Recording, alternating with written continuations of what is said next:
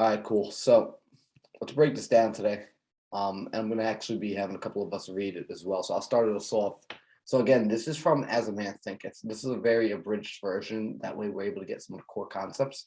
And I want us to be able to gain some insight today. And I'm going to actually share something I learned yesterday, which is this concept of what are we learning for, right? So I'm going to say this actually real quick before we go into this. The purpose of learning is not knowing. The purpose of learning is not knowing. The purpose of learning is mastery. Which leads us to ask the question, what is mastery? Mastery is the ability to execute effortlessly without conscious resource. So I want you guys to think about that. The purpose of learning is not knowing. The purpose of learning is mastery. And mastery is the ability to execute effortlessly without conscious resource. We want to get to the point where the information that we're taking in doesn't require us to sit there and like consciously pull it up. It's think about your, Karate Kid movie, right? All these kids, like when they're learning karate, when real life, when you're learning martial arts, the goal isn't to get you to the point where you think, oh my gosh, a man has shown up with a gun. Let me deflect, pull him in and do a reversal. No, they want to get you to the point where it's subconscious. It happens for you. It's becoming reflexive. You're training your reflexive response, right? That's where we want to get to the point. We want to create these habits, right? So that requires us taking it in first. Of course, we have to take it in at a conscious level, and then we have to apply it. So let's bring it back in. I'm going to share the screen. All right, guys. So this one's on visions and ideals, right? Remember, we want to start with the end in mind. That's this whole week, right? The dreamers are the savers of the world. As the visible world is sustained by the invisible, so men, through all their trials and sins and sordid vocation, are nourished by this beautiful vision of their solitary dreamers. Humanity cannot forget its dreamers. It cannot let their ideals fade and die. It lives in them. It knows them in the realities which shall one day see and know. Composers, sculptors, painters, poet, prophet, sage, these are the makers of the afterworld, the architects of heaven. The world is beautiful because they have lived. Without them laboring, humanity would perish. So real quick, someone break that down for me. So, good morning, guys. For me, what I get is like the Louvre in France, the Piazza, the pyramids, a car. I said this the other night on live. Anything that exists in the natural world, in this realm, was first birthed in someone's imagination, and then there was execution. So we definitely cannot have anything progressive or bring anything to life without it first starting in the imagination and then plan to produce it and then the action to bring it into reality. That's pretty much what I get from it. Charlene, you were spot on, right? Like, I mean, I don't know if any of you have ever taken this action or taken a minute to slow down life enough and breathe and look around and recognize that literally everything you're looking at, everything you've touched, everything you've ever interacted has come from somebody else's imagination first, right? And sometimes like the things you're looking at came from a person's imagination while they were still alive. Other things you're looking at came from a person's imagination even after they passed away, right? We've all heard that what you think, right? Your reality becomes whatever it is you think. Once you begin to think it, once you begin to have that vision and to have that ideal, it's on its way. It's being delivered. How quickly it gets there, that's going to be another topic that we have to get into. But once you ask for it, it is being delivered. It's on its way. It will arrive in this world. There's no ifs, ands, or buts about it. It is a law, the same way the law of gravity's work. Right? So I love this part. Anyone else have one more thing they want to say on this before we keep going? Because dreamers are the saviors of the world. So it almost feels like if we didn't have our abilities to envision a better future or a different something, as Charlene mentioned, then this life would not even be worth living. Right. It wouldn't be worth living. It literally wouldn't even be, it says it right here. as the invisible world is sustained by the invisible, right? Like what keeps adding into this world? It comes from the invisible. It comes from that infinite other side. Right? And it's again, everyone in here has had their own experience to know the truth in those words. Right. And what I love here, right? This is where it resonates for my entrepreneurs. Right. This world is beautiful because they have lived. Without them, laboring humanity would perish. Laboring humanity. What does laboring humanity do? Laboring humanity seeks, right? These are our workers of the world. These are our physical, these people are just stuck in the physical all day long. Nothing wrong with that. However, what they're trying to do is they're trying to change and create the world based off what's already inside of it, right? So they can only work with the material that other people have already created. They can't do anything, they can't bring anything new to the table anymore.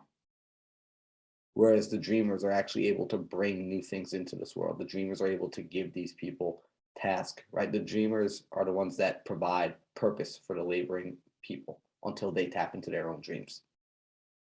So we got to keep that in mind as entrepreneurs, right? Think about like not everyone's always ready to be an entrepreneur. Not saying that they can't be, they might not be ready yet. The same way a child isn't ready to take care of themselves. Same way a child isn't ready to parent themselves, right? Some people in this world, our employees, aren't ready yet. So by being an entrepreneur, by being that visionary, you give them a place, you give them a purpose. And that place allows them to sculpt themselves and mold themselves until they're ready for that next step. So if we keep reading, he who cherishes a beautiful vision, a lofty ideal in his heart, will one day realize it. And we're going to dive into this word heart, because when they say this word heart, they actually have a different meaning. He who cherishes a beautiful vision, a lofty ideal in his heart, will one day realize it. Columbus cherished a vision of another world, and he discovered it. Copernicus fostered the vision of a multiplicity of worlds and a wider universe, and he revealed it. Buddha beheld the vision of a spiritual world of stainless beauty and a perfect peace, and he entered into it.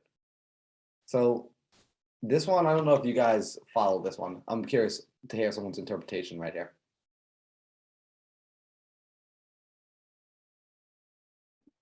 I look at it as like almost like manifestation. Like, none of these outcomes could have ever been accomplished with first thinking about it, envisioning it, and chasing it before it was even seen. So I love it because it's real. It's real. All of this is like us creating our own destiny before we even see it. Chris, you're spot on. Yeah, I agree. Just to build on that, like, and what you said about heart, Marlon, it's not just like our beating hearts, it's our thoughts, our emotions, like our energy, focusing on that thing. And so I agree 1,000% that it's manifestation. Like bringing that thing that you're focusing on into physical reality, like helps bring that to pass. So yeah, it's definitely manifestation and like focusing your mind, your will, your emotions on that thing, and attracting it to happen. I feel like You're already there. Reality just didn't catch up yet. Quote, Maurice correct. So you guys are right. And what I like is, so this word heart, and I'm going to have to look it up for you guys again to remember which culture it was that coined this, but essentially, I believe it was, I'm not going to say it because I don't want to put the wrong thing out there. But when they referred to the heart, they referred to their subconscious mind, right? Their larger mind as the heart. So when you see heart written in this book, they're not necessarily talking about the beating heart in your chest, right? Like to Nina's point. They're actually talking about their subconscious mind, right? So if we read it a little bit differently, where it says, he who cherishes a beautiful vision and a lofty ideal in his heart, right, in his subconscious, they will one day realize it, right? So Columbus had this vision of another world. He discovered it. It put him into that place. It got into his subconscious. It got into his vibration. It changed his frequency. If you probably met Columbus back in the day, the dude probably wouldn't have shut up about another world. He's probably just talking about like, yo, there's this other place across the sea. right? Like we got to keep going. Like the world isn't flat, guys. We got to go. Like, and of course we know the story. The story reads that he was trying to discover a faster route, right? However, he kept going in a certain direction that mentally should have told him that he'd fall off the edge. Right? Copernicus fostered the vision of a multiplicity of worlds and wider universe, and he revealed it. Buddha believed in a vision of a spiritual world, and he entered into it. Right? All of these people held a belief in their mind beforehand as they stepped into doing the action, doing the activity that got them there. If they didn't believe it, it wouldn't have occurred for them. They wouldn't have found it. They wouldn't have discovered it, and they wouldn't have come back to tell others. So if we keep reading, it says, cherish your vision. Cherish your ideal. Cherish the music that stirs in your heart, the beauty that forms in your mind, the loveliness that drapes your purest thoughts, for out of them will grow a delightful condition. All heavenly environments of these, if you but remain true to them, your world will at last be built. Right? Let's take a look at that key last sentence. If you but remain true to them, your world will last be built. I gotta ask a serious question. How many of you have ever sat down and created your vision, your purpose, your goal, your target, your ultimate chief aim, whatever you want to call it, and you had it, you loved it, and then you changed it before you got to it? Like changed it drastically before you got to it. And when you changed it, here's the key. You didn't necessarily do it consciously. It wasn't like you sat down and purposefully rechanged it. It more so, it got changed, right? Like it kind of just, before you knew it, it was just totally something different. And it wasn't that you had a full on, you just kind of one day realized like, this isn't the same goal I was going for. And I don't quite have a full reason. I'm more so justifying the decision after the fact versus having made a choice. Has anyone ever found themselves in that situation? Career-wise. So in the back of my head, my goal is to become a chief data officer. And I've even said it out loud to my boss. Like, this is my goal. Here's my vision of where I'm headed. And he's in full support of it. And then I found investing.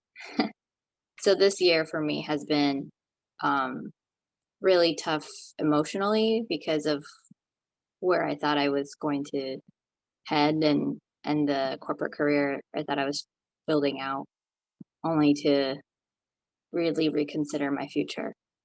And that's another reason why I'm sort of lost in vision, because I've always had a passion for real estate. It's why I got my license in 2013.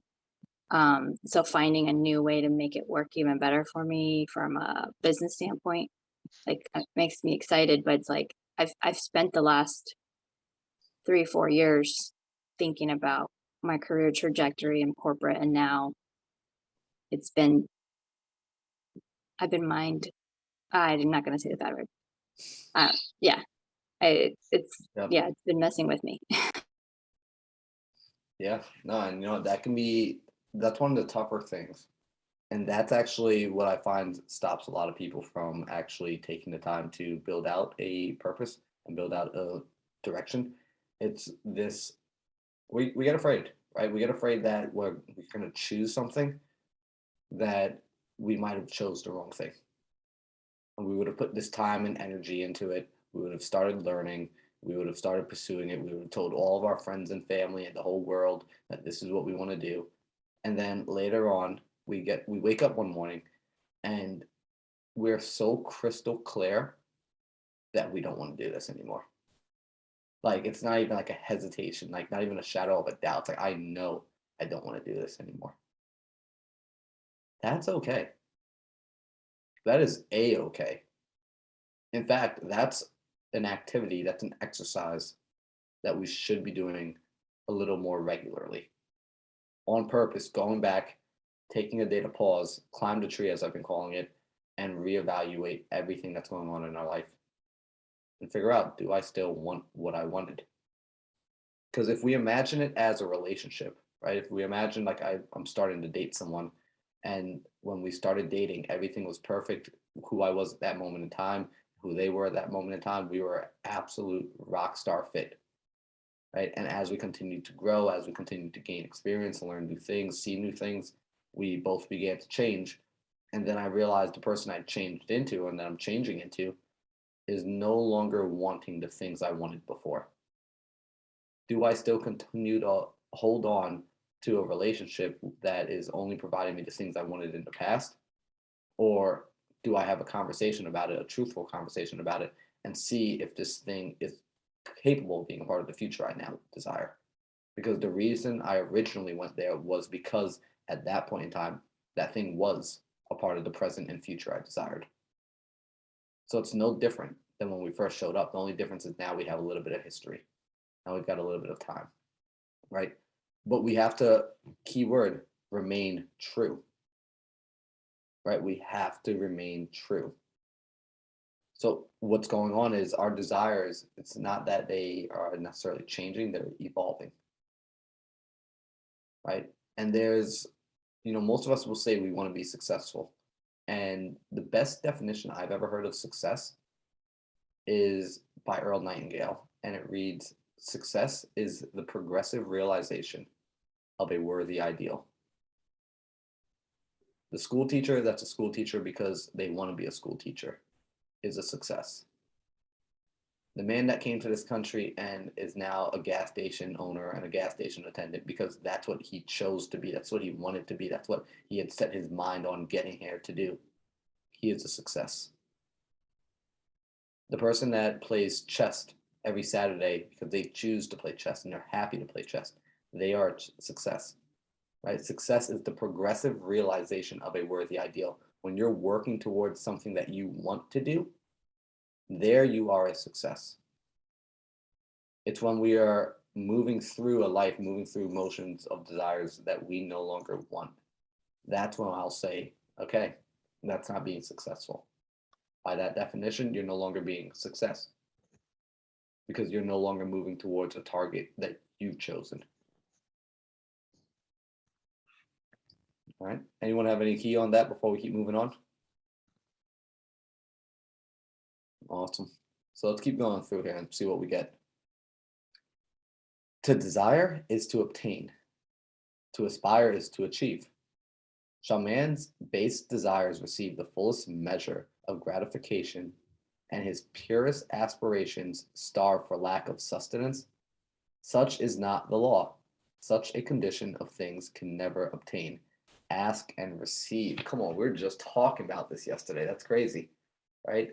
So let's read that one back again because the wording, again, it's a little different. And this is what we want to start putting our brains to work. Again, it can't always be mental candy. To desire is to obtain. To aspire is to achieve.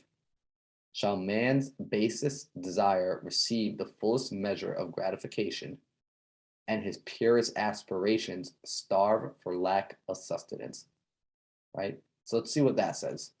Shall man's basest desires receive full measure? What is people's basest desire? What does that mean when the author says this?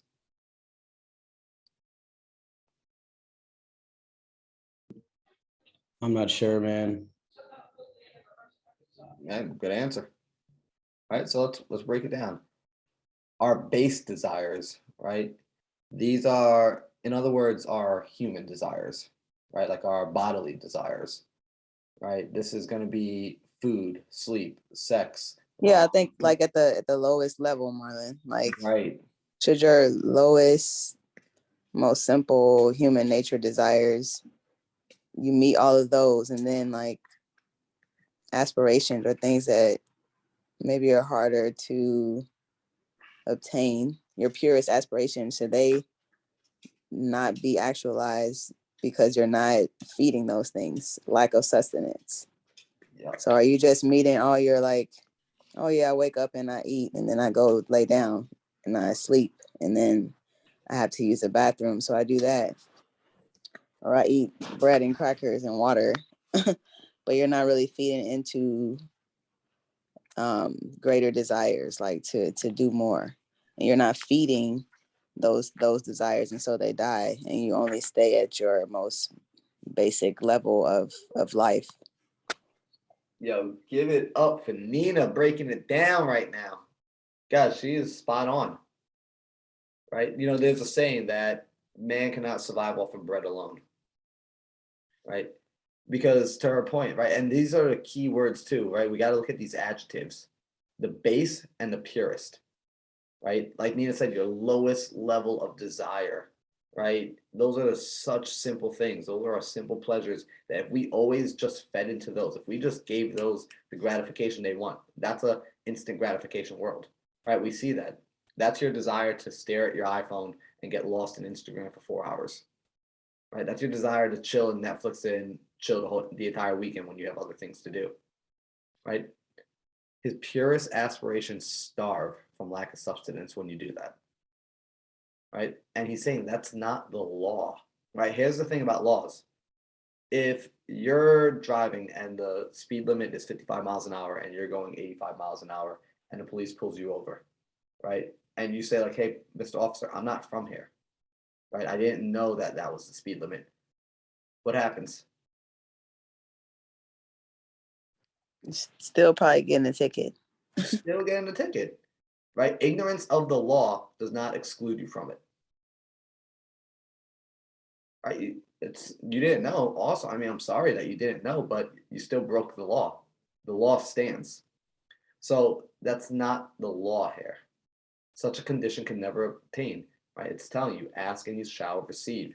You've got to be going after your purest aspirations, right? These are your higher ideals. These are your creative faculties. This is your higher self, right? Express your higher self, not your base self. Express the higher self.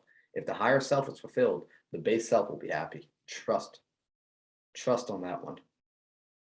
So let's continue here. Dream lofty dreams, and as you dream, so shall you become. Your vision is the promise of what you shall one day be. Your ideal is the prophecy of what you shall last unveil. The greatest achievement was at first for a time a dream. The oak sleeps in the acorn. The bird waits in the egg, and the highest vision of the soul, a waking angel stirs. Dreams are the seedlings of realities.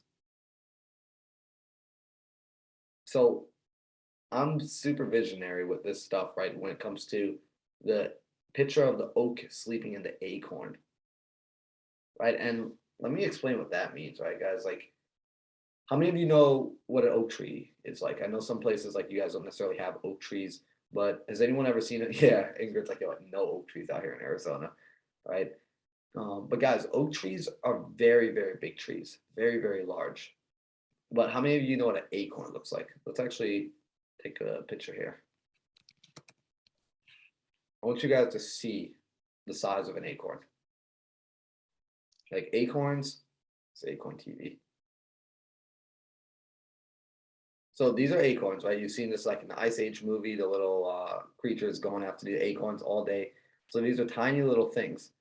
Let's look at an oak tree.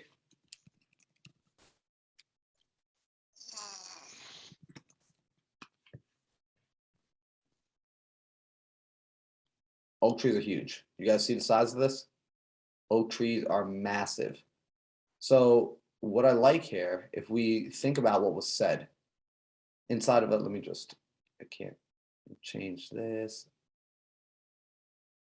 Oh, did I just move off of? Oh, here we go. So the oak tree sleeps in the acorn.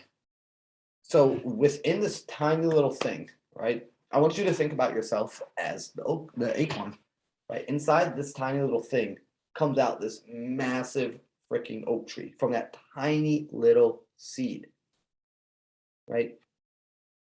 The oak tree is living dormant inside of the acorn, right? That is the vibration, the frequency inside of the acorn. When allowed to be put in the right environment. This is where we're going to get a little deep. So we're going to pause here for a minute, guys. When does the oak tree come out of the acorn? Who can answer that for me? Y'all are going to like this one, I promise.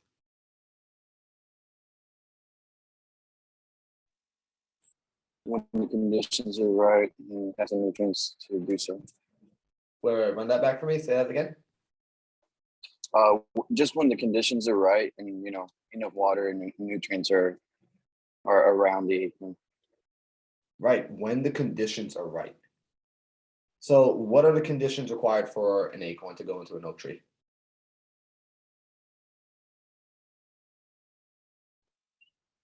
When it's fit to do it, like it's like a seed. As you plant, you put a seed in the ground, and when it's like it's I guess you get water, and then it kind of dried up, and then it's just the time. I guess there's just there a time for it. Right. So you know what, you guys are hitting there. You guys are right around it. So right, I heard the answer in a few different ways. When the acorn is put into the right environment, that environment being, to your point, King, a soil, like soil, right? Because if I take that acorn and I go and I put it down on the cement sidewalk, how big is my oak tree going to grow?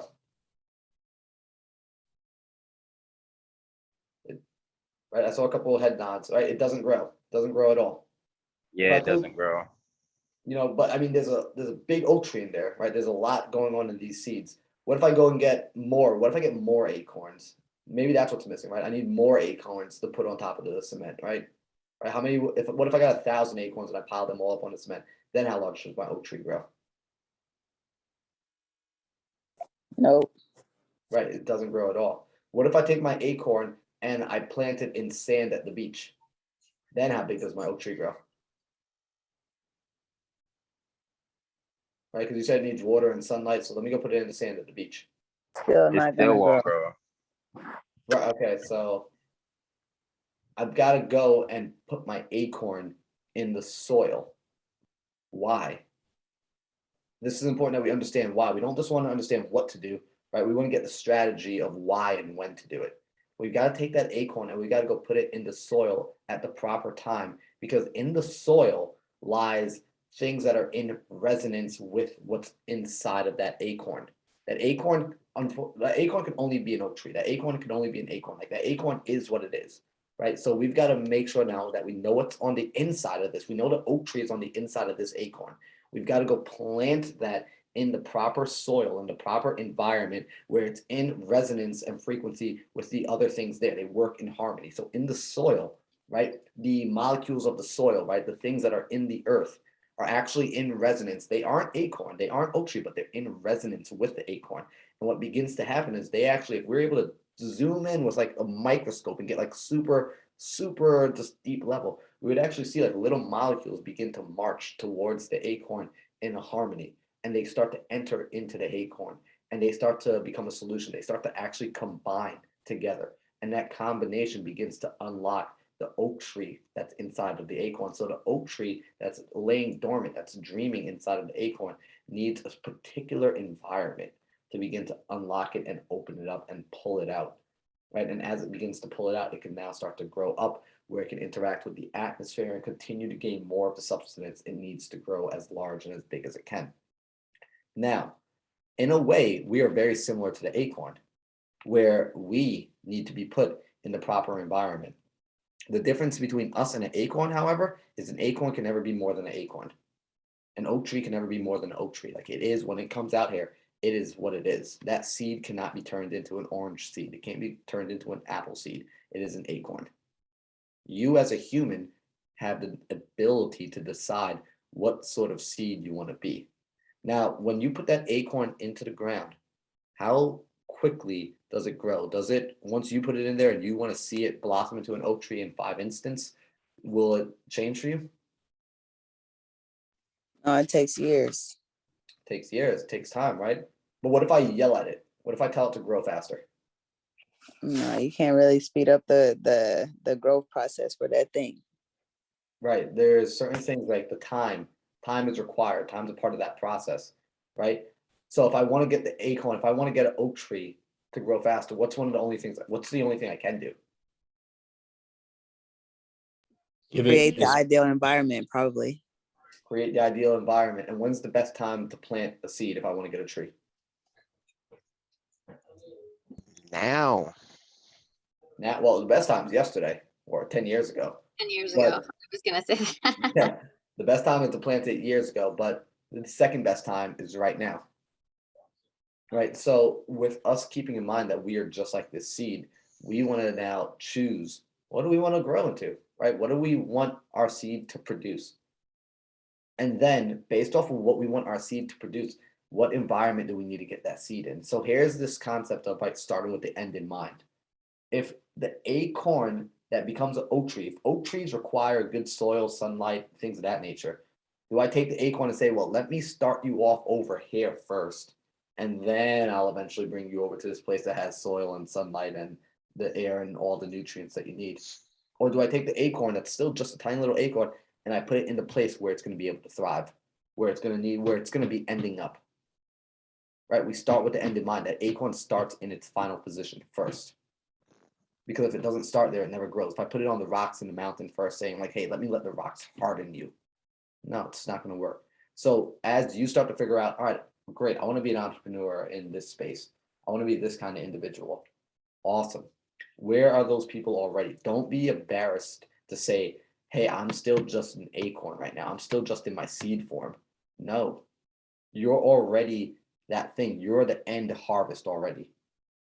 Go and be in that place, be in that environment, plant yourself in there, physically plant yourself in there. I can't plop my acorn in front of my laptop and let it watch YouTube videos of soil. I actually have to go and send it out into the soil. It's going to be the same thing, right? Some of you went out to Maurice's event last night. You got to be in that fire. You got to be in that campfire. You got to actually physically go and be amongst one another. That's a part of you planting yourself. Continuously plant yourself, submerge yourself, resubmerge yourself every day. Find a way to go and do that. Right? Is everyone following me on that one? Is that starting to resonate? Right? Are you starting to now think and reflect? Hopefully you're starting to reflect on some of the people you look up to and you're like, damn, that person, man, they do connect with each other a lot. They are always grabbing lunch together and dinners together and spending maybe, even if it's only just like a quick 10-minute hi and bye together. They do get together a lot. What the hell's up with that? Or yeah, them and their partners like are constantly on the phone, reconnecting and replugging back into each other. Right? They're always staying engaged in some way or form, shape or form. Right? And we might be able to say like, well, that's just so many things. That's too much. I agree with you. It's a lot. It's everything. That's why we come back and we focus on the end in mind. That's why we focus on one thing. That's why we want to keep a main focus. And be okay if that main focus later down the road changes. If you start to get closer to the thing that you desire today, and as you get closer and closer and closer to it, you wake up in the middle of the night one night realizing like, holy crap, I don't want this anymore. Like, I don't think I don't want this. I know. Great. You've already discovered how to change your seed. You've already discovered how to become what you want to be. And you recognize, yes, it does take time. It does come at a cost, right? Change. Because if you're moving towards your true purpose, that change will always be accepted. That change will always be good for you.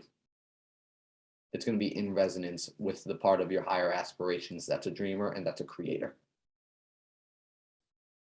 So on that note, what I want to do is we're going to save this for a little bit later because there is a little bit more here, as you guys see. So we're going to save this for a little bit later. We'll come back and touch on this some more. What I want us to do is start getting into our affirmations so that way we can get through our goals today.